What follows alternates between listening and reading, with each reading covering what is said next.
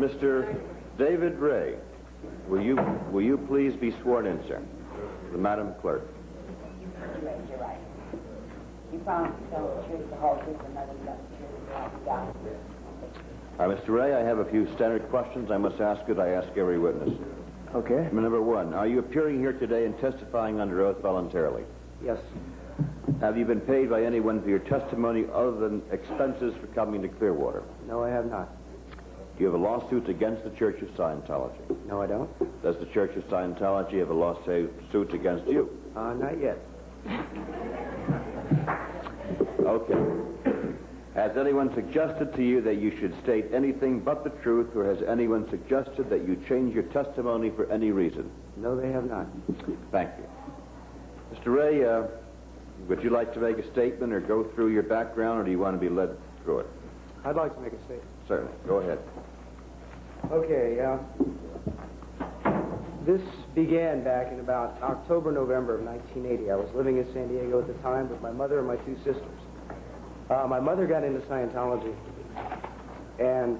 Will you speak up and more into the mic so that people at the back of the room can hear you? Sure. Okay. How old are you, by the way? 18. 18.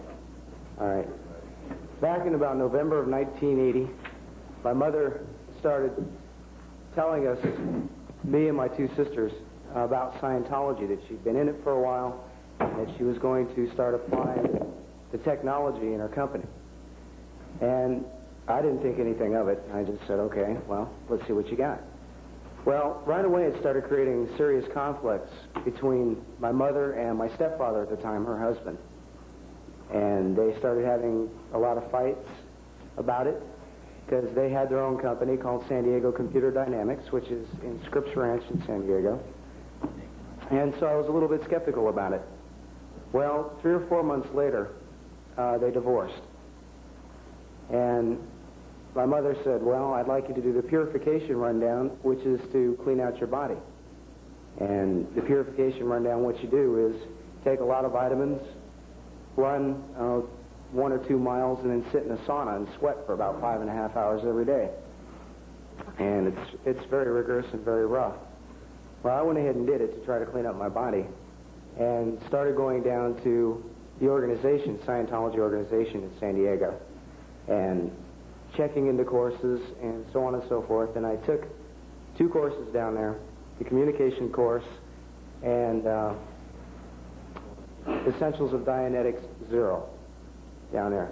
And one of the recruiters for that organization came up to me and said, would you like to join staff? You can get all your courses and all your training for free. And I was really turned on by what he had to say, because it appeared to me to be all logic. The books he had written, it appeared to me to be all logic on what goes on in your head. And I said, okay, terrific. So I had plans to join staff March 1st. Well, I did, and started working there, and it was pretty easy work. Nothing real big to do. I was studying a couple hours a day, and I was enjoying myself. Well, about March 8th, they came to me and said... What year was this? 1981. About March... Ago. A year ago, then? Yes. A little over a year ago. Okay. March 8th, 1981, I believe that's the date. My supervisor, his name was David Horgan, he was in charge of Division 6, a public division in that... Horgan? Horgan. H-O-R-G-A-N? H-O-R-I-G-A-N. H-O-R-I-G-A-N.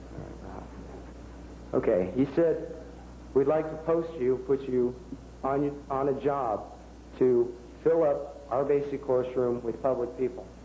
And I said, okay, what do you want me to do? And he said, well, get on the phone, call people, call your friends, tell them how great Scientology is, and get them in here so we can get some money in here. And he says, if you can do that in 4 months, we'll give you any course, any position in this organization you want. Well, I started, and it took me about 3 days to do it. And that really blew their minds. And at that time, there were some Sea Org recruiters from here, from Clearwater, in the organization, looking for people to take to the Sea Org here in Clearwater. And they saw me, and they got a hold of that, and they said, we want this guy. So they came, and they talked to me, and they laid out a contract, and I'm going to describe to you this contract. it gets very, very personal with your life. They want to know everything about you from when you were born till present day when they talk to you. The contract goes like this. They want to know if you've ever taken any drugs, specifically LSD. Okay, they're very concerned about that. If you've taken LSD, they don't want you. Okay? They even go as far as to ask you, have you had any sexual relationships? How many? With whom? What schools have you gone to through your life? What were your teachers' names? What were your grades? Where have you lived? What were your addresses? How many times were your parents married, if they were divorced? What were their names? What were their addresses? Stepchildren you lived with? Friends you had? All those names, they want everything. And by the way, the contract says I joined the Sea Org. When you put your name on it, you join it for 1 billion years or so, it says. Okay, which was a little beyond my comprehension. So, after I had agreed to go into the Sea Organization, I did have some debts. You can't go if you have any debts. All right, you have to do something to pay off your debts. So I sold my car at the time. I had a Jeep, and that paid off my debts. And it took about, from the time I started talking to him till the time I was actually in Clearwater, was about 32 hours. Okay, it was really incredible. And I arrived here in Clearwater just thinking this is going to be great. I had the feeling that I was doing something for the benefit of every person on this planet. Okay? That's what they led me to believe. Well, I got news for them. And so when I got here, I was allowed to sleep a little bit because I'd been traveling all day. They woke me up and they said, okay, you have to do a routing form. You have to go meet these people and sign this and sign that. And then you have 24 hours off to go look around the city and do whatever you want. And I said, terrific. So they woke me up. I saw 2 people on my routing form. All of a sudden they pulled me and they said, David, we need you to work. I said, no problem. So I went into the big auditorium that they have there, and they were setting up an event for March 13th, which is Ron Hubbard's birthday. And I worked lifting these platforms. They weigh about 300 pounds each. Okay, and there was me and one girl lifting these. Okay, it was very strenuous. And this went on for about 6 or 7 hours, and I was getting pretty tired because I hadn't had much sleep. And I says, well, can I go finish my routing form, or can I go get some sleep or something? I'm tired. I'm not going to be able to last much longer. Right away, no. You can't. You have to work because we have to have this done. Who said no, the girl?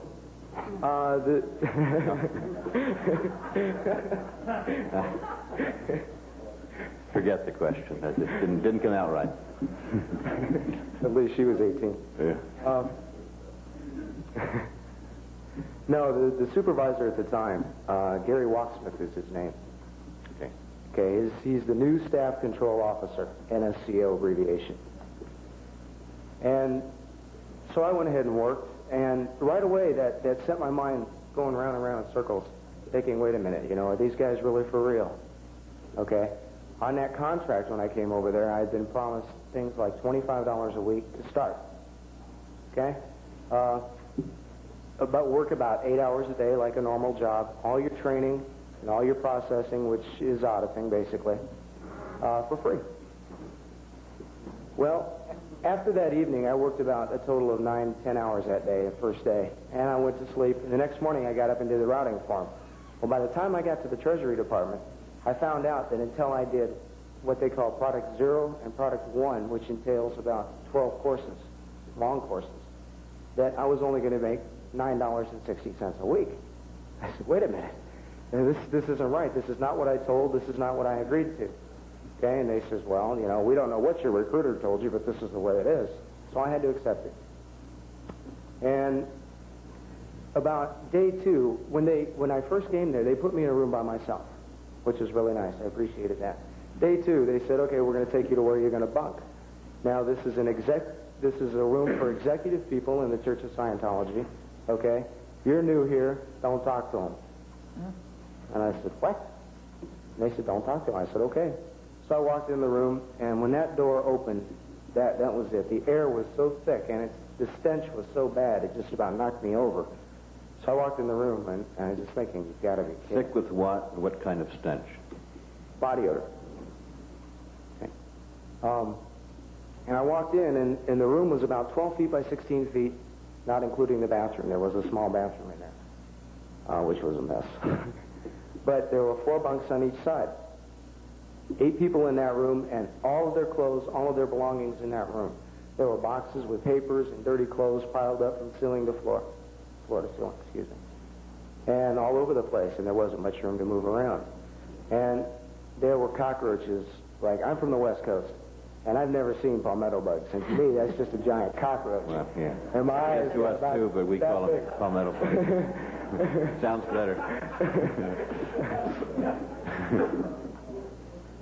So, to get the basics of it, when I was first there, I got extremely skeptical about the whole thing. All right? I didn't know what to believe and what not to believe because I'd been lied to on 5 different occasions so far. I didn't know what else was a lie. So when they said, we'd like to put you into an auditing chair and start auditing you, I said, no way. They said, why not? I said, because I keep getting different stories from different people I've been lied to, and I'm not going to sit there and let you guys do something to me that I don't know what it's all about. I said, I'll read anything you want me to read, but I won't sit in that chair. So they sent me to ethics. So I went into ethics, and they said, they have a thing called overts and withholds, all right? And what that is if you do something... Overts and what? Overts and withholds. Oh, overts and withholds. Right. Okay. Okay? And an overt is when you do something that you know to be against your own ethical code or moral code, okay, and you hold it within your head, okay, and you just keep it there. That's an overt, and the withhold is holding it there. So they took me in there and said, okay, start writing up all your overts and withholds. We want to know all about it. Okay, so I started... That may be a belief, I'm advised, and getting dangerous, so let's just... Well, he's just explaining the theory to you. Is it all right, Mr. Flynn? I don't know where he's going to end up. Let's...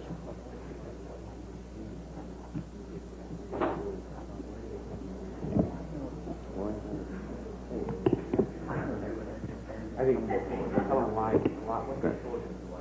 the reason I was writing up these overts and withholds, they told me, is because I refused their processing. They're not used to that.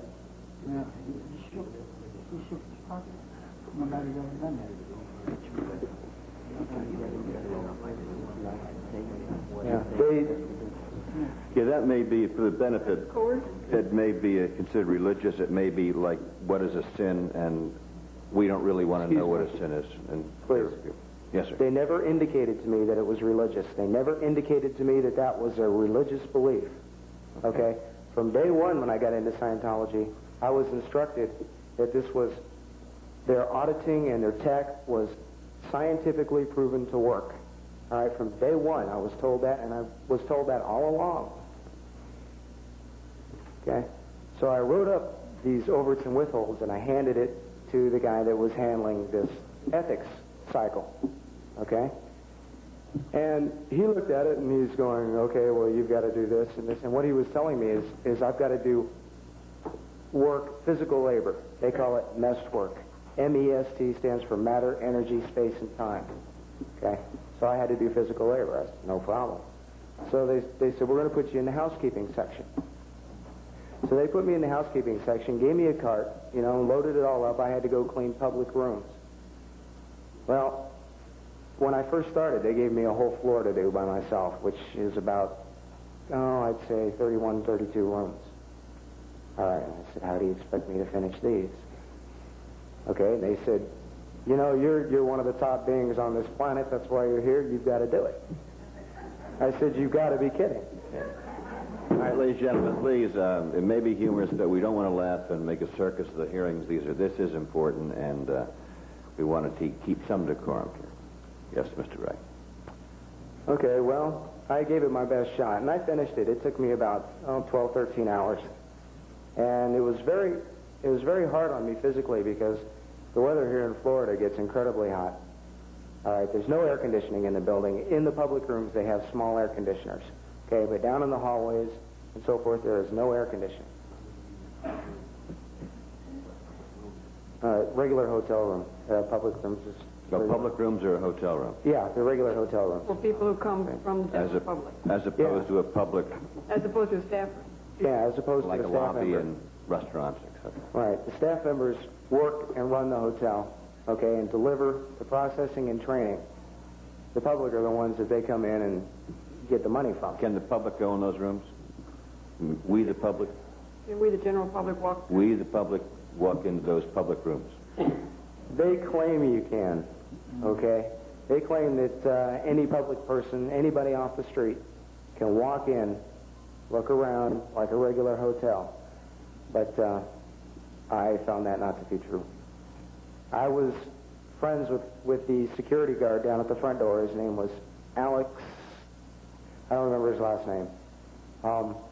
And somebody came by off the streets, was just looking around and read a religious retreat for Church of Scientology. He wanted to go and look around. Well, they quickly, him and he called one of the security guards and grabbed him on each arm and escorted him out very quickly. And that's another story that's later on. But okay, continue then with your trend of thought. okay. Instead of going into real big detail on this anymore, after working and doing all these rooms that I was required to do, and I did get them done, and I did work hard, they promoted me, okay? And I was in charge of the housekeeping services for all of the hotel. And what they didn't tell me was, they said, well, yeah, you're going to be able to tell these people what to do. I thought I was going to sit down and do paperwork, okay? Well, no, my room quota each day went from 32 to 78. Okay? That's a promotion. That's a promotion.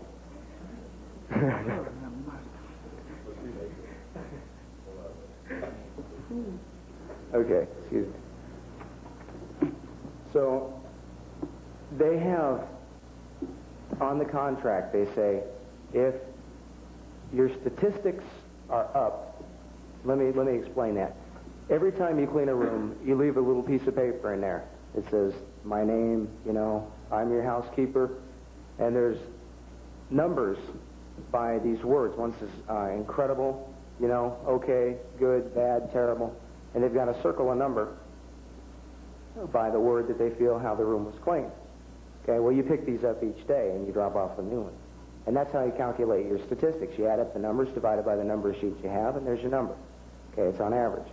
Well, if your statistics are up, every 2 weeks, you're supposed to have 24 hours off, called Liberty, like in the Navy or anything else. Well, since they were shorthanded, I would keep asking them for my time off because I was working, anywhere from 18 to 20 hours a day. Wasn't getting much sleep. I was very tired all the time. And they wouldn't give it to me. They said, no, we can't afford to let you go. These rooms won't get cleaned. Well, I wanted the rooms to get cleaned. I wanted to be able, the public, to have what they're paying for. So I went ahead and did it. Well, I put up with that for about 9 weeks. Okay? And one day I said, I'm leaving. And I took off. I took my day off. I just went down to the beach and slept on the beach, walked around, got a suntan. When I came back, they were angry with me, and they said, Dave, you're going to have to go to ethics and write up your overage and withholds again. So I did that, and the thing that really kills me about this whole operation is that they by the questions they ask and the things they do, they open you up to your innermost personal self. Okay? And as I'm sure all of you have done at one time or another, have opened yourself up, you're extremely vulnerable. All right? They'll pick you up and they'll raise you so high you feel like you're on top of the world, and then they'll drop you into what you feel like a bottomless pit. All right? And those are the kind of tearing and searing emotions that go through a person's mind when they're there. Okay? They want to leave. They want to help themselves. You get physically tired. Sometimes you don't even have time to take a shower. 90% of the people who are walking around here they stink. They're not clean. Okay? The people there are not clean. The building is not clean. The building is an extreme fire hazard. Okay? They have boxes stacked up all over the place. Out in the garage, they have old furniture just dumped out there, mattresses piled up, or they had this when I was there. All right. And if that would have been ignited, there would have been a lot of people killed. A lot of people. They have a very old fire alarm system. They told us there as staff members, if you saw a fire somewhere, run down to reception, let them know. They've got to run around behind, there's a reception room, they got to go around behind it, flip the switch for the alarm system, get on the phone and call the fire department. All right, well, two things. Number one, they only had about one elevator in operation at a time. They had 3 elevators there, extremely slow and extremely crowded. Okay, because you're talking about, at the Fort Harrison itself, about 400 staff members and 300 public. Okay, that's 700 people. And with one elevator in operation. So if you saw a fire, it was quicker to run down the stairs. Well, that still takes time. Hypothetical situation. If a fire would have broken out on the 7th floor, there's 10 floors. My guess is that that 7th floor and the floor above it, the 8th floor, would have been an inferno by the time that alarm would have been set off. Okay, with the amount of stuff. Also, they packed people that were coming in. They'd have people come in here to Clearwater from organizations and missions all over the world to do what's called the Flag Executive Briefing Course, FEBCs for short. And it was supposed to help them to go back to their own organizations and missions and get more people into the organization, therefore bring in more money. This was all based on money. Okay? How much income we could get. Every week when we had a staff meeting, it's how much money did we get? That was the first thing. Everything was secondary to that. Everything. All right? Well, as these students came in, a guy that I bunked with was in charge of putting these people in their rooms. His name is Mike Ravel. He's a commanding officer of Area Estates Org. And he was putting in a room, 12 by 16, 25 people to one room, and all their belongings. 12 by 16? Yep, 25 people. In this city? In this city. In the Fort Harrison? In the Fort Harrison. What floor? 3rd, 4th, and 5th. 3rd, 4th, and 5th. You got that, Mr. Shoemaker? This began in the beginning of May and was really starting to get going when I left, okay? And my guess is that it's going on now just as strong as ever. 3rd, 4th, and 5th. 3rd, 4th, and 5th floors. How many restrooms to 25 people? One. There's no way you could all possibly take a shower then. So no wonder your original statement is probably correct. You had to I walked into the rooms occasionally to take pillows out of the rooms because we didn't have enough for the public people. So I'd have to take them away from the staff. Well, I looked on the bathroom door. They had what's called a shower schedule. It started at 6:30. First person went from 6:30 to 6:35. Second person from 6:35 to 6:40. Okay, and on down like 5-minute showers. That was the maximum. If someone took 10, that ruined the whole train or chain, right? If someone took 10, about... Be killed. Yeah, at about 5.5, somebody else would go in there and just yank them out. Okay, continue. Yeah. Well, what was going on through my mind the whole time I was there, okay, is if we're really supposed to be helping clear this planet, okay, and we're supposed to be benefiting everyone on this planet, why are we only dealing with the people that have money and lots of it? Okay? And I would ask these questions, and I would get no answers, or no straight answers anyway. But I would notice from dealing with the public, and I dealt with every public person that came in and out of that building, all right, that the people that were there trying to get their training and processing to help themselves and didn't have a whole lot of money would get treated very badly, and they would. The people that came in there and had a whole lot of money and they were there just spending money and showing off, you know, whatever they're doing, they like to show off. They like to flash their money. Those are the people that would get extreme special attention, okay? And I was always getting instructions down from the accommodations counselor to take care of these people that had these big fancy rooms that had lots of money, you know, do anything they wanted to do, okay? And we'd be moving refrigerators in and out of there with no dollies. Me and one other guy would be carrying them up and down stairs. I mean, what does a refrigerator weigh? About 300 pounds? Okay. At least. Yeah. And beds the same way. Okay, up and down stairs, no dollies. Just on and on like this. And I put in, like I said, 18, 20 hours a day. And I complain about it, and they give me a bad time. Another thing that really bothered me, when I was in that room, I was what they considered a peon since I was brand new to the Sea Org. Okay? All those executives I lived with felt like they were high and mighty, and they just loved to pick on me. Okay? Because I'd ask them questions, and they would pick on me. Well, what questions would you ask them? Oh, I'd ask them questions about the money, how much money was coming in and out each week, what kind of jobs they did, what their jobs entailed. I wanted to know all I could. How come you guys aren't out there picking up the people on the streets that don't have any money, okay, and showing them how to make some money so they can do something with themselves, okay? Stuff like that. How do they pick on you? Well, I'd be sitting in a chair, watching television, which was my favorite thing to do on any time off I had. I didn't sleep very much. And they'd walk in there and pick me up out of the chair physically and put me in another one saying, I want this chair because it's in front of the TV set and you can't say nothing about it. And I'd say, oh yeah, well me, you know, I've got a fuse about that long. Okay. And I'd say something back and they'd strike at me. Okay. And I got into 4 physical fights on 4 different occasions, one of which I was trying to leave and take some time off. And he just hauled off and punched me because he didn't know any better way to stop me. You want to leave to go on liberty? And yes, I wanted to leave. To keep you in the Fort Harrison Hotel. Yeah, I wanted to leave to go down to the beach and get some sleep. I could not sleep in that room. There were bugs crawling all over the place. It smelled real bad.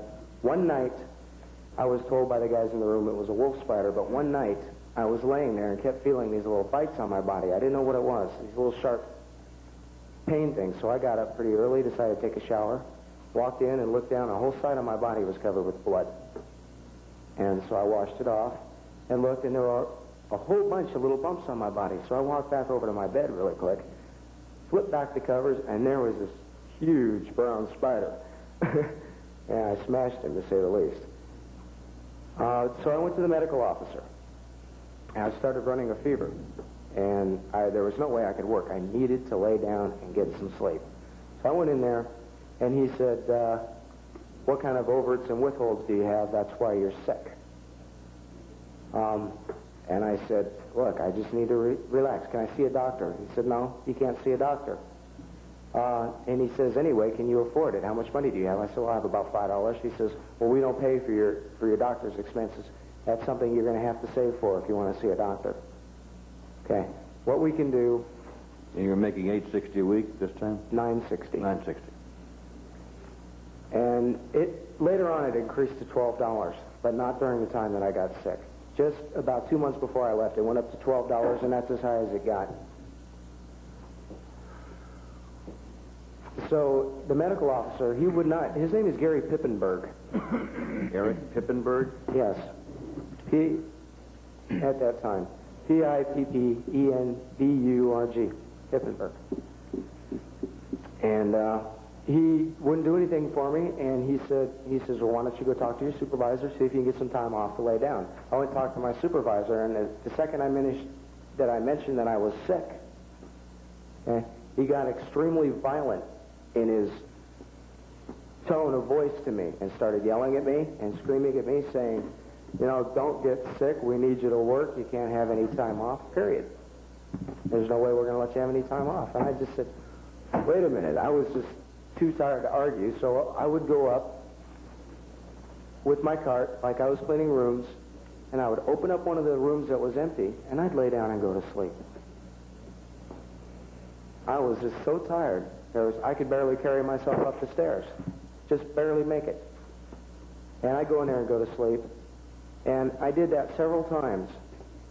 And eventually, this was right before I left, I wound up in the RPF, Rehabilitation Project Force. And was I in for a surprise?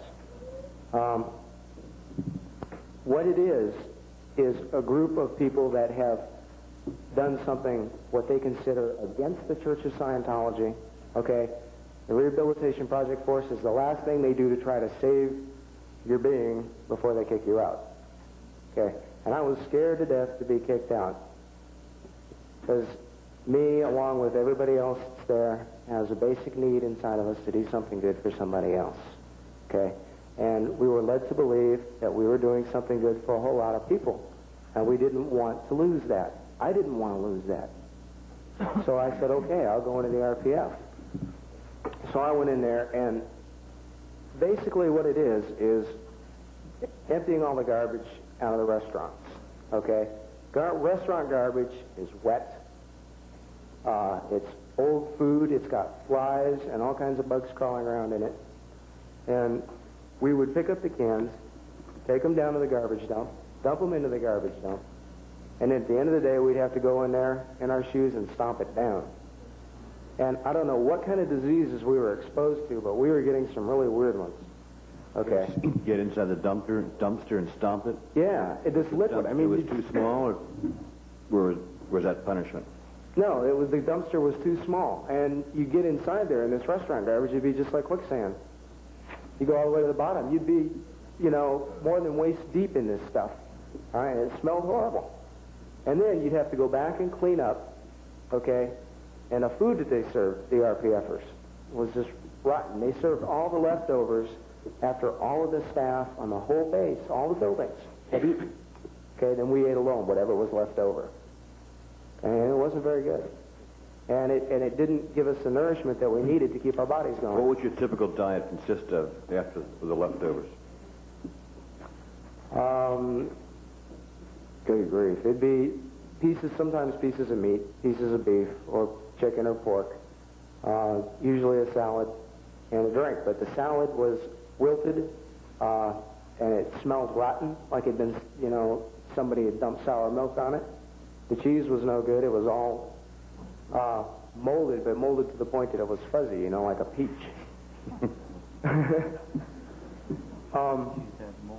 And one time they had French fries there, and I picked up a handful of French fries and started eating them, and I found a French fried palmetto bug in my French fries.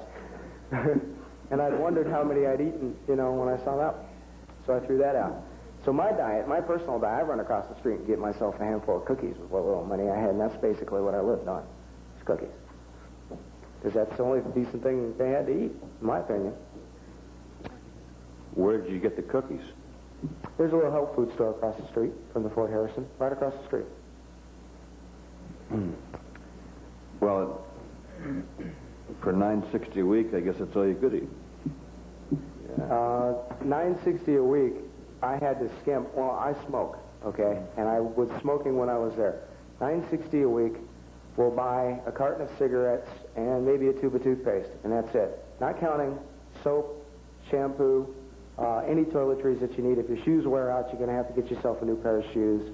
If your pants wear out, you're going to have to get yourself a new pair of pants. It just doesn't cover it. Did you have family money that could support you in this cause that you were involved with? Yes, my mother and my two sisters, who are still members of the Church of Scientology. And I would like to I have a couple things to say about that. The biggest conflict I had coming over here from the West Coast to give my testimony is that my mother and my two sisters are still involved in the Church of Scientology. My mother is doing advanced enlightenment courses. My sister is in the Sea Organization in Hollywood and Los Angeles. Okay, and my youngest sister, Jennifer, who is 14, is living at one of their hotels there called the Manor, and she has not even gone to school this year.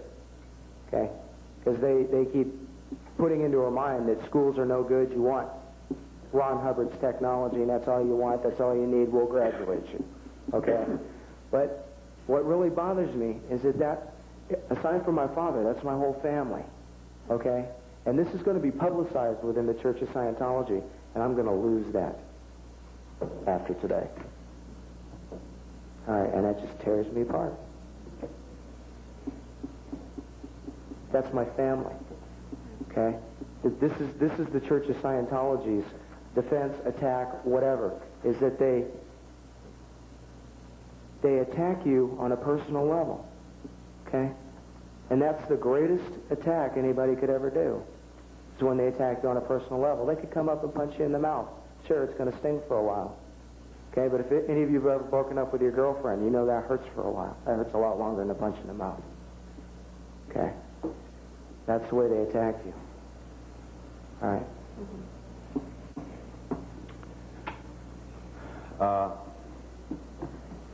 You said so much.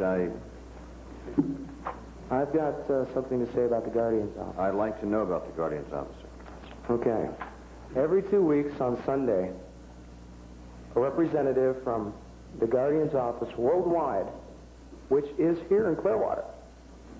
I'm not sure where. I believe it's in the Clearwater building, up around LRH personal office. The Clearwater, the old Bank of Clearwater building? Yeah, on the corner of Fort Harrison and Cleveland. All right. We had one briefing that I specifically remember, and the specific case that we were told about. Do you remember this big thing about Jonestown, the Guyana cult? Yes, sir. Okay. Well, they stated to us that they had done research into what happened there, and then it was the U.S. government that poisoned them with nerve gas, put cyanide in the punch, and made it look like that, just to scare away Scientology. Okay, we were informed that, led to believe that, and that was just pounded into our heads. So our feelings on the U.S. government were not too good. That was one of my questions. Can we give a name? Well, I was 17 years old at the time I was there. You're 17 at the time. Yeah. Did you ever graduate from high school? Yes. On the CHSPE, California High School Proficiency Examination. Well, you seem like a very bright young man and a very ambitious young man, a very gutsy guy to do what you've done and to get out and to take the chance to lose your family, and I believe that to be true. Do you have any fear that your mother and sisters may be given special duties to do? Well, because of this? it's possible. I can't really say because I don't know, okay? The Church of Scientology doesn't scare me to the point where I'm afraid of physical harm, okay? But they do scare me in the fact that L. Ron Hubbard got so many people, in the millions, okay, into this Scientology organization. Each and every Sea Org member is being trained with LRH technology to understand and to think like him, okay? L. Ron Hubbard got all these millions of people into this cult. As these people grow and develop in the technology, can you imagine what 2,000 L. Ron Hubbards are going to do? Do you think then that they are promoting and conceiving junior L. Ron Hubbard, future L. Ron Hubbards? Is that what you're saying? Each and every Sea Org member is a future L. Ron Hubbard. Each and every one. I'd like to know about the children. I have here that says we observed the nursery with 5 to 10 children playing on the floor, and how many, and were there minors that were staying in Clearwater against their parents' wishes? Yes. One specific that I know of. Tell me specific, the one you know. Her name was Nadine Meader, M-E-A-D-E-R. She was 13 years old at the time I was there, and one night she came to me to talk to me because we were friends. We worked in the same organization. She was crying because her parents had sent her a real nasty letter about how they don't like the Church of Scientology, and the second half of it was very loving on how they want her back. Well, she had shown that to a lady by the name of Lori Englehart, who was a commanding officer of Public Estates Organization. Okay? And she had given her a bunch of stuff about how great Scientology is and how much better Scientology was than her parents. She was just in tears. She didn't know what to do. It was tearing her in half. How did she get there in the first place at 13? I never found that out. My guess is this. They do send out missions, okay, with Sea Org members that are missionaries on recruiting missions. And they go out and they go all over the world, okay, and they find people and they talk to people. They'll talk to anybody. They'll talk to somebody off the streets, okay, and try to recruit them into the Church of Scientology. It's just amazing to me how a child can get involved.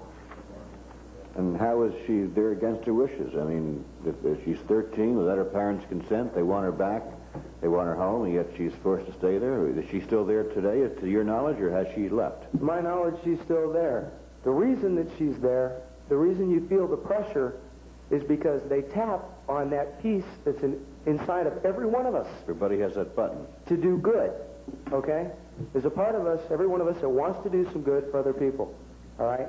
And they pull on that, and they tug it, and they twist it around and turn it upside down so you don't know which way is up, all right? And that's why you feel like if you leave, you're going to be condemned forever, okay? That's the way they make you feel. You feel like if you leave, you're going to be condemned forever. So you don't want to leave, no matter how bad it gets. Tell me about the cadet org. All I know about the cadet org is that they are minors that are in that org. They're what they consider minors is anybody under 16. If you're over 16, you're going to work like a regular staff member. But they would do physical labor, hard physical labor. They rotate from building to building and do on jobs. And they play video games all night. They come back, they get off work about 4:30, and they'd be till 2 o'clock in the morning playing video games. No schooling. Video games, are they being, do you put a quarter in them, or are they played for free? You put a quarter in them. So the children have to get, I'm wondering about their license, because we have to license those machines in the city of Clearwater. And apparently we didn't even know they had video. Are they video games in the Fort Harrison Hotel? Yeah, they're in the Lemon Tree restaurant. At $8.60 a week. $9.60. $9.60. You really can't play many games at a quarter. No. All night long. Unless you're good, Mr. Calderbank says. 20% of the staff are under 20 years old. Is that, we're about 20 years old? Yes. They're about 20. There are some staff members there. Fred Hodgkinson is one, and Ernie, I don't remember his last name. They work in the engineering department, and they do physical labor, and they're about 70 years old. All right. And they give these guys auditing and processing, you know, to help. They've got arthritis, okay? One of them's got some serious back problems. Well, they tell them that through this auditing that they'll cure that so they can go ahead and work. And they push them just as hard as they push anybody else. And I've seen them collapse. Twice. The older people? Yes. If someone wanted to go there from California, or from Clearwater for that matter, and they had money, or a known money person, what would it cost them to stay at the Fort Harrison Hotel with meals? Or without meals, however they charge. Okay, with meals, with their room, and with their training or their processing, because that's why they're there, it would amount to an average of $100 a day or more. Per person? Conservative, per person. Okay, and there is an average of 300 people there at any one given time, public, paying. How many? 300. 300? What about poor people that are motivated but just don't have the money? They leave them alone. What about blacks, minorities? Do they cater to minority people? Yes, they do.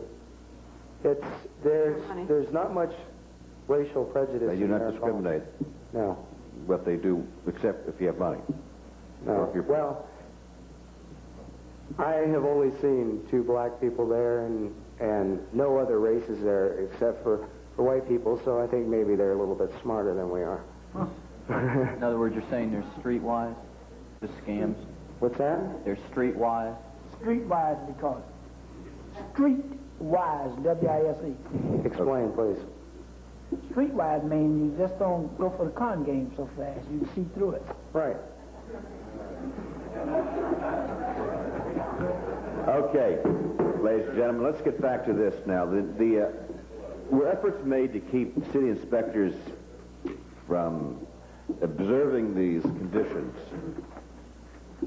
or that exist, like overcrowding, filth, staff quarters? Were efforts made to keep inspectors from seeing staff accommodations and the antiquated fire alarm systems? Yes, they were. How did you accomplish that? Just a moment. Let me say one more thing about the GO while it's fresh in my mind. Yes, sir. They would go around to the newsstands and buy up the newspapers and burn them if there were any articles against Scientology in them, so that we would not see them. Okay. Now, I got my hands on one while I was there. It was an article called Suitology. I don't know who it was written by, but the head of this Suitology, his name was Eldon Blubber. Okay? And it was really cute. And I showed that around, and I got in a lot of trouble for it. A lot of trouble. Okay, that almost put me in the RPF right there for doing that. As far as the inspector comes, somehow the Public Estates Org, through someone, got some information that there was going to be a surprise inspection onto the Fort Harrison Hotel, and there was an all-out effort made to get it cleaned up. Every staff member, in their spare time, even while they were working, had to get out there and move the stuff around, clean it up, and hide it. They couldn't get rid of it, so they had to hide it. So they put it in rooms and storerooms, lock it up, and make the keys disappear, so like they didn't have the keys to them or something. I'm not really sure on the details. Do you think someone in one of our offices is tipping them off? It's a definite possibility. I wouldn't put it past them. I know that we do try and go up the street so we don't appear like we're harassing them. So it could have been that we started one on the block and they observed us. Of course, the day-to-day inspections is something that the manager may want to know more about than me. Commissioners, we've been... All right, how many regular staff do you have there? In all the buildings combined, which includes the Fort Harrison, the Clearwater Bank building, the Quality Inn, the Heart of Clearwater Motel, and Mimeo, which is just down the street from the Clearwater Bank building, there's about 800 to 1,000. Staff? Staffers. But staff primarily lives in the Fort Harrison. No. It's divided up into thirds. The Fort Harrison, the Heart of Clearwater Motel, and the Quality Inn. Are worth a third. Right. So, if you want, does it cost more to go to the Sandcastle than the Fort Harrison? I mean, it's a newer building. I'm not really sure on the price. I know that the public... Are they also as overcrowded, the Sandcastle and the various hotels? The Sandcastle is relatively empty, okay, because they don't like having to stay at the Sandcastle. They would rather, the public, the guests, would rather be at the Fort Harrison, and there are some real serious conflicts that go on about that. Why? Well, people will call in advance and book reservations for a room, okay? Well, if somebody's got more money than they do and decide they want that room, the accommodations counselor will give them that room. And so when the people finally do get here, their reservations are no longer for the room that they asked for, and there are some serious conflicts that occur because of that. And I would sit down and I would talk with these people, these public people, okay? And I would just sit down and listen to their problems. All I was a couple of ears, all right? Because nobody else would do that. Nobody. Or not that I knew of, all right? And this way I got a lot of information about what was happening with the public and about how they were being treated. And there were a lot of complaints. And anytime they complained about something in their room, something having to do with their room, it was instantly put on my shoulders and I had to handle it. I had to deal with it. What kind of complaints did you have and how did you handle them? Well, we had complaints like I didn't get the room that I asked for. I asked for a refrigerator. I don't have one. Just basic stuff like that. They asked for something that they didn't get. Those type of complaints. So what I would have to do is try to find something, either what they specifically asked for or something to substitute it in the best way that I could. Commissioners, we could go on with this young man for a long time, but we do take a break. I'd like to, if it's your pleasure, to take a break and invite him back for questioning from the rest of the commission. So, Mr. Ray, we'd like you to stay around. We'd like to ask you questions in about an hour and a half at 2 p.m. Okay. Ladies and gentlemen, thank this meeting is adjourned. We'll see you in an hour and a half.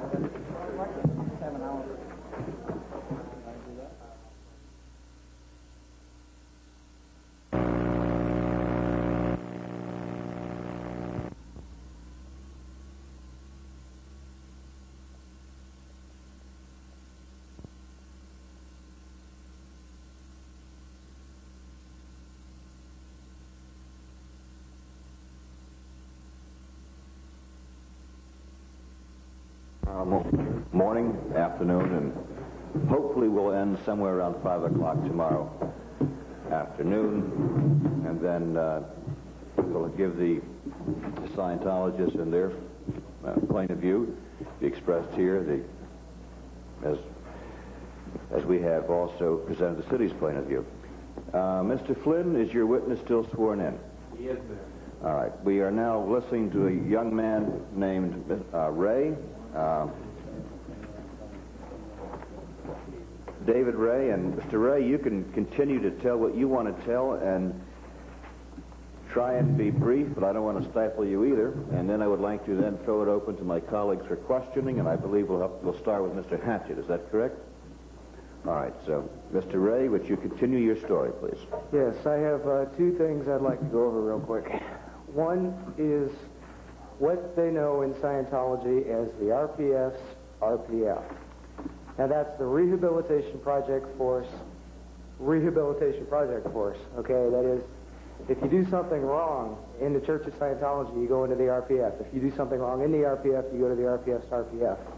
And what they do is they completely isolate you, okay? They completely isolate you from anything. You cannot eat with anyone. You cannot speak to anyone. You sleep in the garage with all the rats, okay? And all you do is handle garbage all day long. When you say garage, you mean the parking garage? The parking garage, second floor. Second floor. The second floor. Right now, what about the wind and the rain, the elements coming? Do they have plywood up there, or are you sleeping in the ramp like? No, they have some plywood walls. There's a bunch of furniture and stuff stored in there. Were you in? I wonder if our building inspectors have inspected that, as there must be a code violation, I would imagine. But that's another issue. Continue. Right. Well, what they do in the RPF is just isolate you from everything so that you're completely helpless. It's like having a guy on the ground and punching him in the face over and over and over again. He's helpless. Okay? They give you no positive whatsoever. Okay? It's negative. You're bad. You're terrible. And we're going to try to help you. We're the only ones that can help you. If you try to get help from the outside world, you'll die. And that's what they tell you. And another thing that completely shocked me, this was at the end, when I left, I started on the routing form to route out, and went over to the Treasury in the International Training Organization. This is where you get your training, where you read all the materials and stuff. And they handed me a piece of paper that says I owe them $6,000 for leaving. They call it a freeloader's debt. Okay, like I was freeloading on them. Here I am, working, just busting my tail for them, working 18, 20 hours a day, all right, taking only $9.60 then to $12 a week, all right. When I want to leave after all that, they tell me I still owe them $6,000. Okay, how they can arrive at that, I haven't the foggiest notion. What did you tell them? I said, forget it. I have no intention of paying it. That's where they leave themselves vulnerable. Since they are claiming to be a religion and are claiming to be non-profit, okay, I don't have to pay it. All right, one quick question before I get to my colleagues. Did you knowingly and willingly sign a million or billion-year contract? Yes, I did. Is it a billion or million? Billion. Billion. Or so. That's what it billion-year says. contract. You knowingly signed that, and Yes, I did. knowingly signed it. All right. Is there anything else you'd like to add? No, it's All right. open to question. I'd like to start with Mr. Hatchett, the Vice Mayor. David, thank you.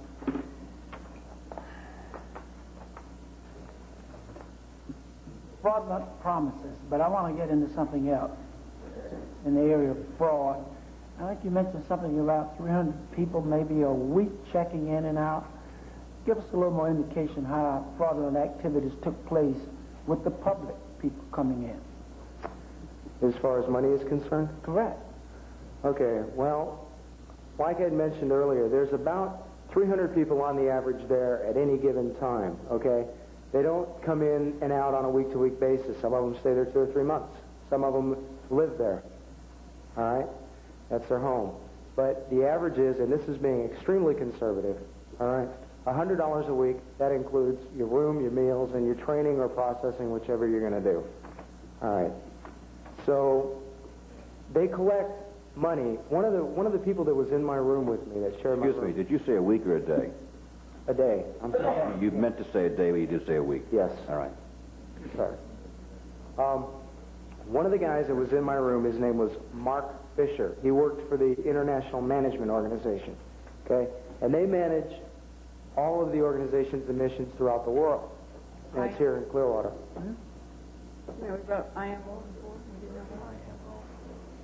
know IMO, Yes. National Management. that may relate to the paper that we had shown as an exhibit earlier. Yes.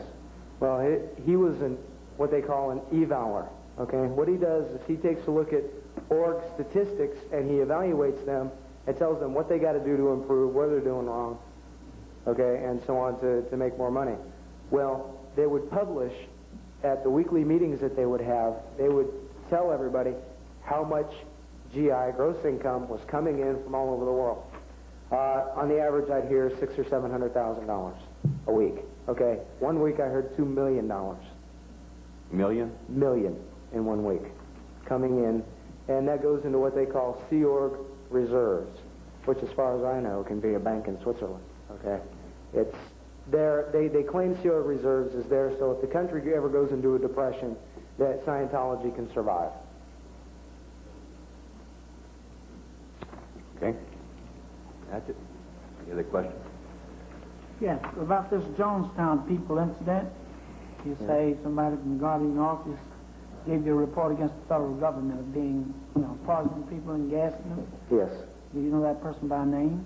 No, I do not. Is that person in Clearwater at that time? Yes. That was said to you in a Clearwater building. Yes, it was at Fort Harrison. On or about what date? Early June 1981. 1981. Thank you. Mr. Shoemaker, do you have any questions? Mr. Ray, how long were you a Scientologist? Were you actually a member of the organization? I was a member of the church for 7 months. I was here in Clearwater for almost 5.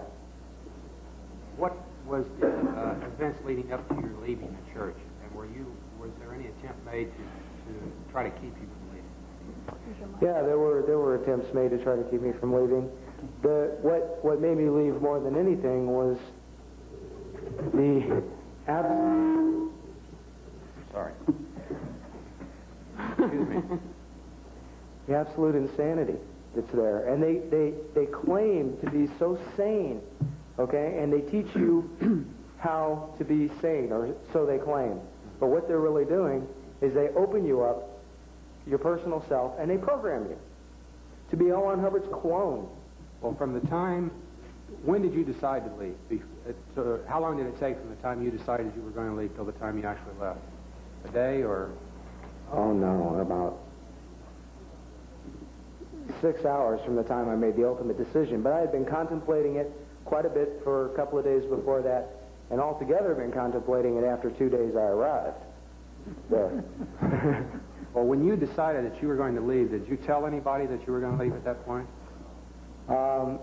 Yeah, I went up to what they call the Hubbard Communication Office, which they have one in each organization. It's called Division 1. Mm-hmm. And I went up there and said, I'd like to leave. I'd like to route out.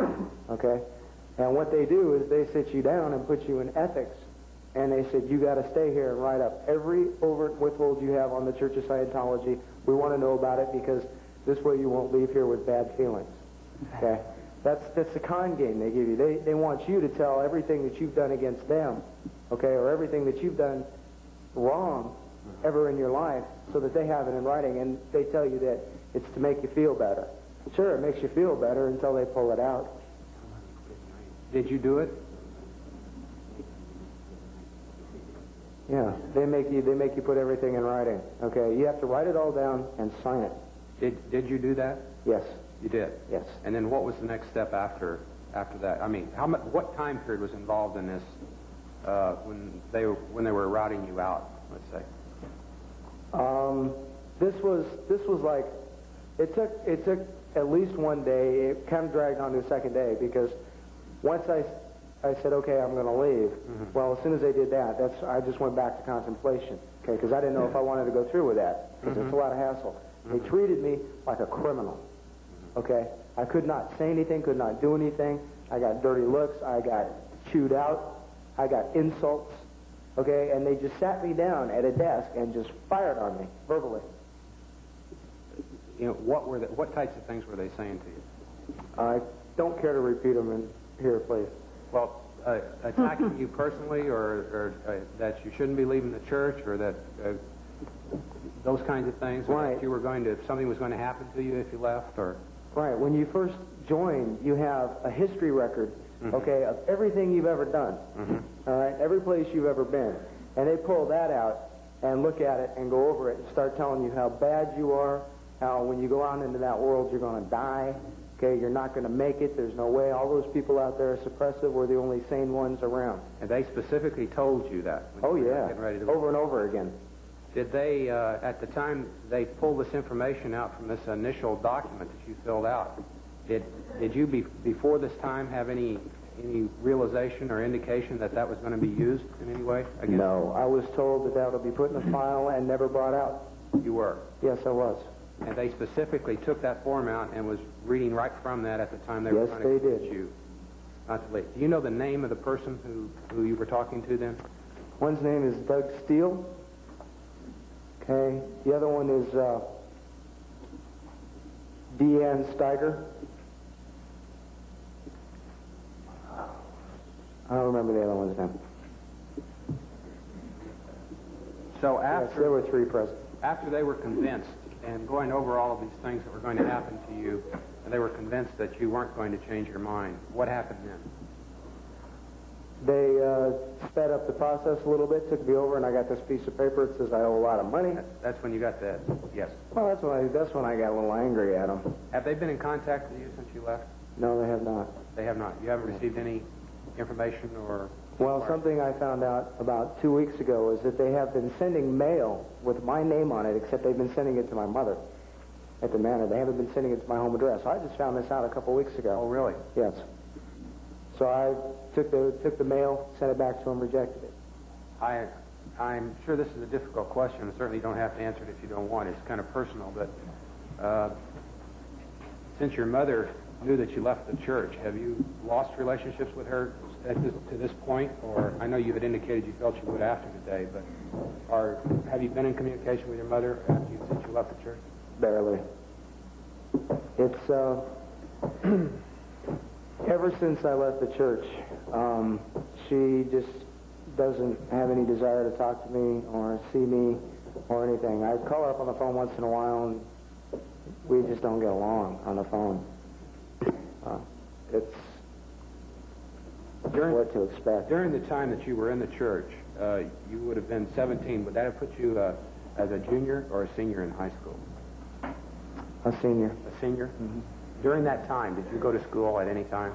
No, I did not. Well, I took the California High School Proficiency Examination before I even went into Scientology. Oh, you did? I see. Yes. Okay. All right. Have you heard of policies while you were in Scientology? I'm sure you have since you got out, but while you were in Scientology, disassociate or the fair game policy? Yes, I've heard of the fair game policy. Had you heard of it before you got out of the church? Yes. And what did that mean to you? What was the fair game policy? Well, that meant that anybody who committed what they considered a suppressive act toward the Church of Scientology, that they were just fair game to anybody. You know, like a hunted deer or something. Do you have any first-hand knowledge of that being practiced against any individual? No, I do not. One thing I'd like to say is that they pound into your head over and over again that if you get any of the material for their advanced enlightenment courses, okay, and read it before you've been properly prepared for it, that you will contract pneumonia, at least pneumonia, and you will die. Did you get pneumonia? What's that? Did you get pneumonia? You didn't get Belief. Not yet. That's belief, all right. Can't get into belief. Shoemaker. Could you go in just a little bit, there was some reference made to the outline which we had about you having some experience in hotel management and so forth before you came over here. Could you explain what that was, just briefly? Well, it's my grandparents own a hotel. But you had actually worked in a hotel, or you knew how a hotel operated before you? Well, I had been staying with them for a while, and they took vacations and so forth, and I ran them. They taught me how to do it, and I pick up on things fairly quickly. Well, therefore, you would tend to notice much more in terms of the conditions of the rooms and the hotel, and the fire exits and things as an average person. Oh yes, I think I'm well qualified to determine that. Okay. There was a comment, or there was a reference made to vacation packages that were provided for some of the guests. That rather than, did everyone that come here come for counseling only, or were there also vacations run? Well, some people came here. I remember that some of the public would come in just for vacation purposes, okay? But once they're there, that's it. They'll talk them into taking services and spending more money. So they always ended up getting trained or getting their process, going up the bridge, as they call it. Going up the bridge. Going up the bridge. Did you have any kind of first-hand knowledge in terms of the operations of the Guardian's office, other than those that you had mentioned to us? No. What was the purpose of the Guardian's office? What were you told the purpose of the office was? To protect the Church of Scientology. Okay. Mayor, I don't have any other questions. Thank you. Skulderbank, do you have questions? Yeah. David, were you you said you were promised decent living accommodations when you came to California, Yes, I was. from California. In a very modest means, were you ever given those accommodations, what you would expect from what they told you? The first day, that was it. The first day, I guess they wanted, once they had me in there, I guess they figured they could do anything they wanted with me. So the first day, they lived up to their promises. And you said that they wouldn't give you medical care and you would have to pay for it, but did they make any promises as to medical care to get you from California to come to Clearwater? Yeah. Yes, they told me I had full medical and dental. Full medical and dental? Yes. And when you tried to get that, you were turned down? Yes, flat refused. You made $9.60 a week, Yes, and you were 16 years old when you first went in? 17. 17? Did you sign a W-2 form? That's the tax form with your Social don't Security believe number. so, no. It's, Yeah, I know what it looks like. okay, did you know that, were you working regular hours? At the Church of Scientology? Right. All of them. What do you consider regular hours? Yeah, I worked regular hours. You had musters, and you had to be certain places, certain times, working for the church. Yeah, I was required to be certain places, but I had so much to do and so little time to do it in. Half the time I never made it. Did you ever have set-aside breaks? Yeah, I was supposed to have lunch break, breakfast break, dinner break. Did you ever get those? Once in a while I'd take them, but I'd have to take them. That's how much work I had. Did the children under 16 in the cadet org follow just about the same basic routine of labor and working conditions? I don't believe so, no. Okay. The city inspectors that went up there, you said that they had moved furniture around and they were directed to areas that had been cleaned up and they had advanced knowledge. Is that correct? Okay, I didn't see the city inspectors come in, but I do remember helping them haul things away and hide them, okay, because the city inspectors were coming. And there was a lot of stuff to do and not very many people to do it. And there you have it, extremely hard work. Just for the public health and safety, would you consider them one inspection a year, or how often would a government agency have to inspect to be able to ensure that it was in the cleaned up condition all the time? Well, to put it If you were mild, in a motel atmosphere prior. to put it mildly, if I was an inspector and walked in there, I'd have condemned it. And you said that floors 7 and 8 were an inferno. You said if a fire had started, they would have turned into an inferno. Why is that? Yeah, as an example, if it would have started on floor 7, because of the amount of boxes and papers stacked in the rooms, and all the furniture is wooden, and it's very old and very dry. Okay, and there is no sprinkler system. Mm-hmm. Okay, and the fire alarm system, as I said, you have to go all the way downstairs to reception. Okay, and that's just to set off the alarm, not including the time it takes the fire department to get there and to get up to those floors. Did you ever see children in poor health conditions? No, I did not. Did they ever physically restrain you or prevent you from going outside when you wanted to? Yes. And that was when they punched you? Yeah. I'm not blameless for that. I turned around and punched them back and got out. But it really shocked me. Okay, I said, look, I'm leaving. I've had it. And I'd walk out and turn around, all of a sudden, wham, I got it right in the face. About what time was that? When was? Do you know who punched you in the face? Who blocked you from leaving physically? Richard Nordstrom. Richard Nordstrom. You made it clear to him that you wanted to leave. Yes, I made it very clear to him that I wanted a day off. And he physically stopped you. He physically tried. He chased me. I ran. After I hit him, I ran. And I dove out the window on the 4th floor onto the 3rd floor roof and jumped off that down to the parking level. I ran down the parking ramps and down the street. If you had not done that, do you feel that you would have stayed there? No, I didn't. Okay. You were talking about the food that you had to eat, the leftovers. Was sickness or food poisoning common there, to your knowledge? Did many staffers get sick with the food quality? Well, almost all of the staffers look like they have health problems, okay? None specifically that I know of because they're told not to talk about it, okay? I was told not to talk about it. I would get sick in my stomach once a day. And this was a result of eating the food? Yeah, and the amount of work, lack of sleep, lack of cleanliness. Well, my last question is science and technology. You mention that frequently. You only mention services, scientifically proven facts, and guarantees, legal documents, waivers, signatures.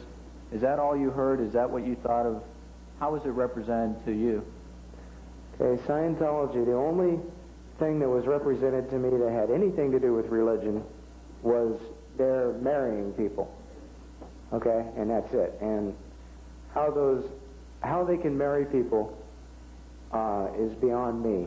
The people in that church get married for one reason only, for love and affection, because they can't get it. All right, they pound you and they make you work so hard, and they chew you up and spit you out again so many times. Your desire for somebody to love you and have a little affection for somebody is so great that people just get married, because that's the way you have to do it in the Church of Scientology.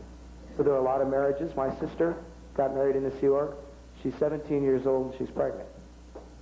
Would you, in summation, if you knew then what you knew now, would you have joined Scientology? Would you have spent money and given them work and, the months of your life to come to Clearwater? No. Do you think you were misrepresented as to what you'd find here? Yes, very much so. No further questions. Mr. Burfield.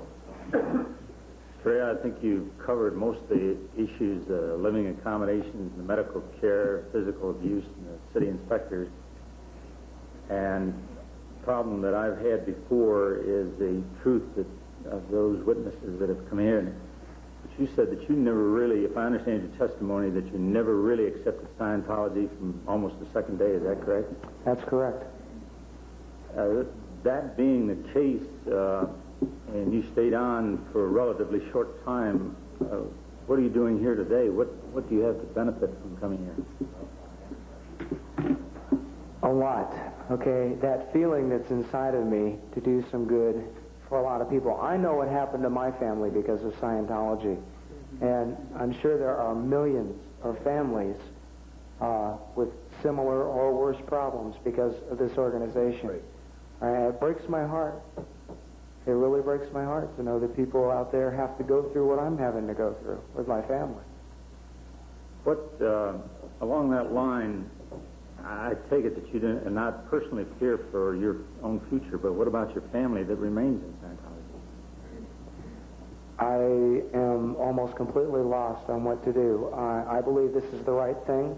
This is a good start. That's why I'm here. Well, do you think there'll be retaliation against them?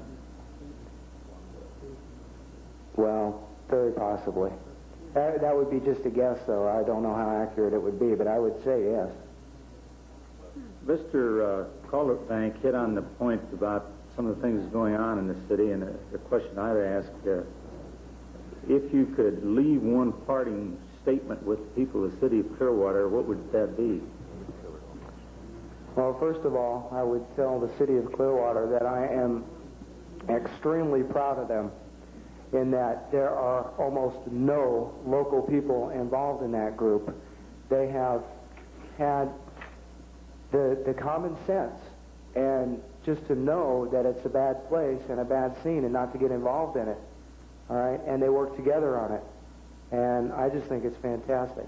And if anybody can do anything, you guys can. The one thing that I would watch out for is that since this testimony has been brought up, it's going to be interesting to see what kind of attraction that gives to the people, because I know myself being a teenager and when I was in high school and so forth, we'd all love to go down to like haunted houses and stuff, okay, and see what they're all about. Well, that may happen here. They might want to go find out and see if all this bad stuff is for real, and they could get trapped. And I would be aware of that. I don't know further. Ms. Garvey, do you have any questions? Mr. Ray, I have a number of questions, but first of all, I want to sympathize with you for the chance you're taking and the family loss that you already expect is going to happen. And I appreciate the fact that you're willing to do that even though you know you're going to break. And I guess I pray that you'll get support from everybody else, for so many other people, that you'll have something to replace that support, because I think it's going to be important for you.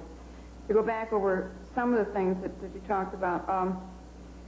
For instance, when you talked about the inspection by the city, how far in advance did they know that the city was going to be there inspecting? Because you're talking about moving heavy objects and hiding things.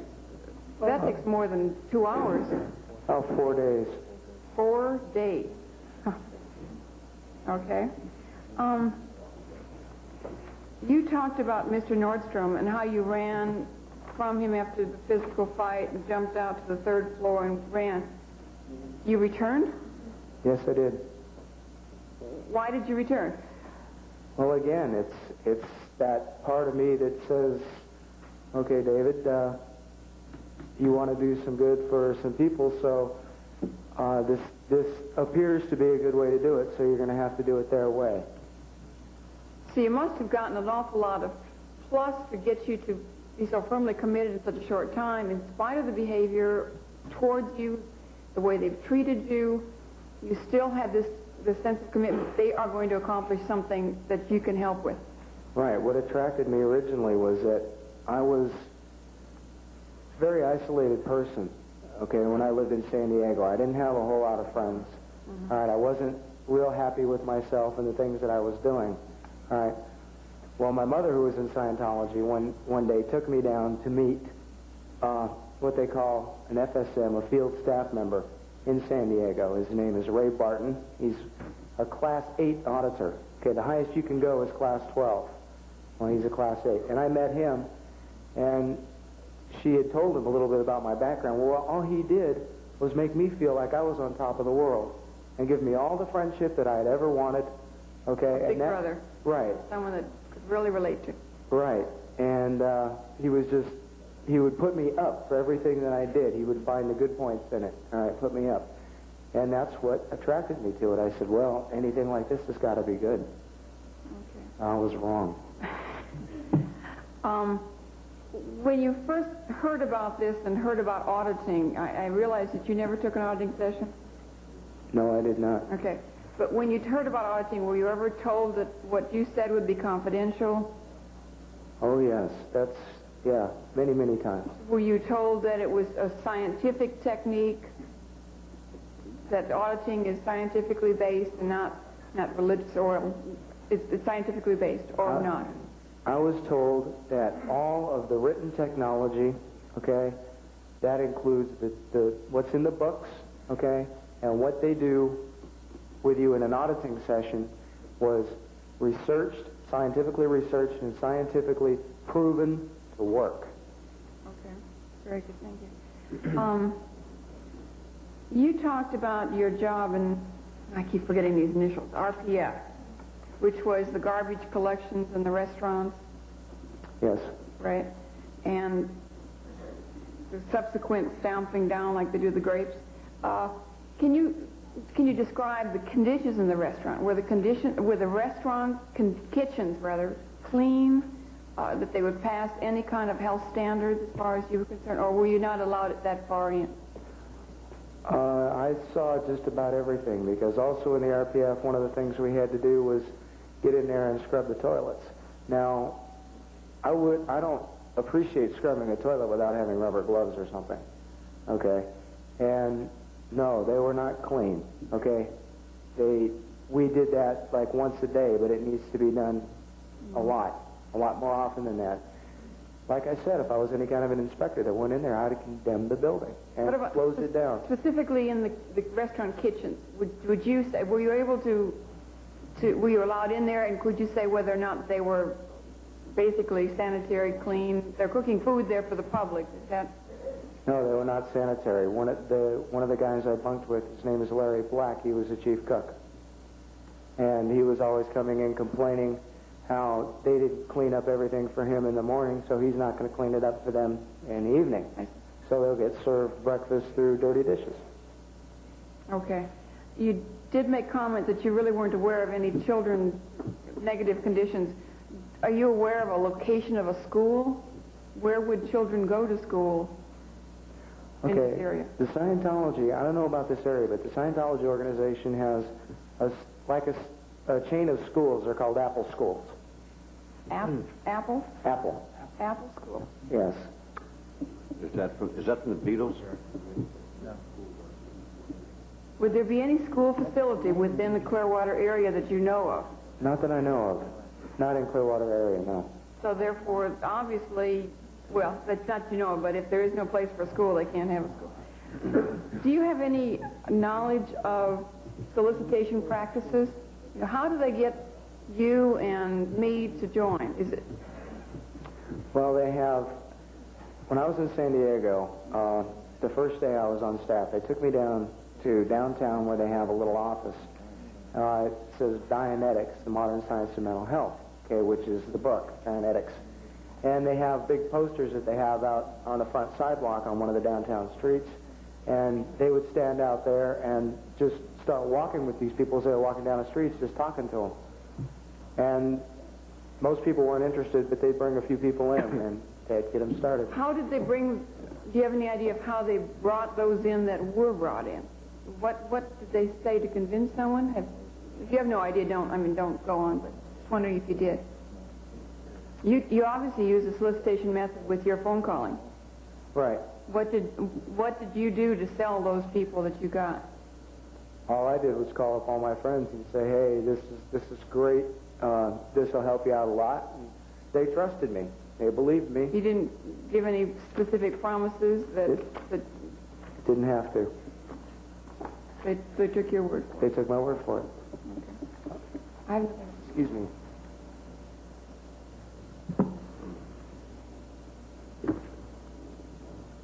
Okay.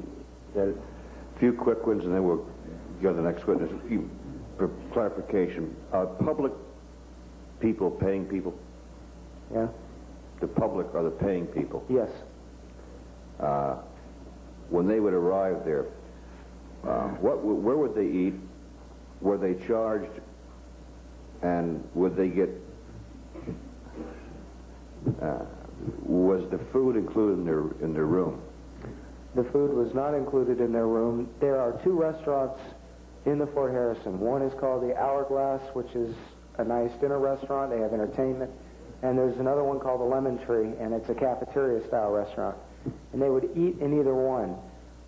They would have a menu with the prices listed, and above it would be listed as donations. Okay? Donations. Yeah, but if you weren't willing to pay that price they were asking for it, you weren't going to get any food, period. Did they charge the going price like a steak may be $8.95 in the restaurant, or? Actually, their prices are a little bit more expensive. Even with that little overhead? Yeah, with that overhead, right. What will they charge for these rooms, these paying people? Did you say $100 a day? No, that's not just for the room. That includes everything. that a public person would pay for there. All right, the rooms would run anywhere from 40 a day up to 100 a day. But would you get a private room for that? Oh, yes. Okay. They did have rooms that were shared by public people. They would have a shared room. Like husband, wife, or No. a regular double room? Well, like two men, or two women would share a room. They probably don't even know each other, but they'd share a room. All right, how many public guests or paying guests did you have there on an average week or day? Around 300 on the average all the time. All right. You mentioned earlier about a young person named Nancy Meter. Nadine. Nadine Meter. Explain how she was held there, or kept there, this 13-year-old child. Well, by what was said to her from people in the Sea Org, okay, she kept herself there. That's what really... That sounds odd. No, Yeah, that's but- what he's saying, psychologically. Yeah, they get you psychologically, okay, so that everything you do, you're being held by yourself. You're holding yourself there, okay? They don't have to do anything. All they got to do is sit there and implant things into your head, okay? And you'll do it on your own. Well, I can see how parents would put someone there, but I don't know how parents could allow them to stay there if they wanted them back. That, to me, is hard to figure out. Well, I can't justify that. You mentioned everything was absolute insanity. What do you mean by absolute insanity? The people walk around there like robots. They're robots that are programmed. I mean, they might as well be a machine, not human. They are not individuals, okay? Everybody is the same. They study the same material, okay? They speak in the same terminology. They use the same slang words. They're the same this, same that. Everything is the same, okay? There's no room for being individual, and they don't build you. They build you up at first to get you in, but once you're in, they do exactly the opposite, and they fire on you, okay, to lower your defenses. Once you have your defenses lowered, you're gone. They've got you. One more thing. You've mentioned these deplorable conditions, and we could, of course, send inspectors over there tomorrow, and I would assume they'd be cleaned up or moved around, and then I'm not sure what that would prove, and that also may be harassment, too. But I wonder about people living in a garage. I don't know how you can clean up a garage in 24 hours. I'm just suggesting that out loud. And was it suggested to you that you join the Army and go to the Special Forces to be better able to infiltrate U.S. intelligence agencies? It wasn't worded like that. When I was first, I didn't want to bring this up, okay, but I will bring it up now since you already did. When I was first recruited into the Sea Org, I said, well, what kind of things, do you do? I mean, what are you doing to get Scientology into this area, into this area?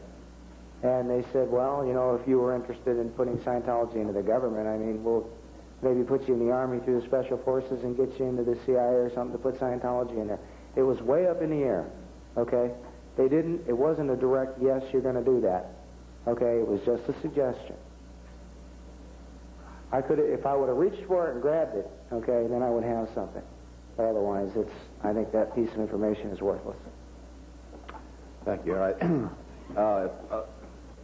That's it, then, for this witness, unless there's something that you commissioners must ask at this particular time.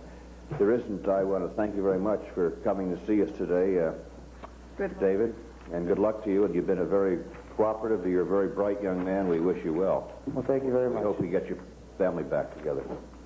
Yeah, I hope so, too. Thank you.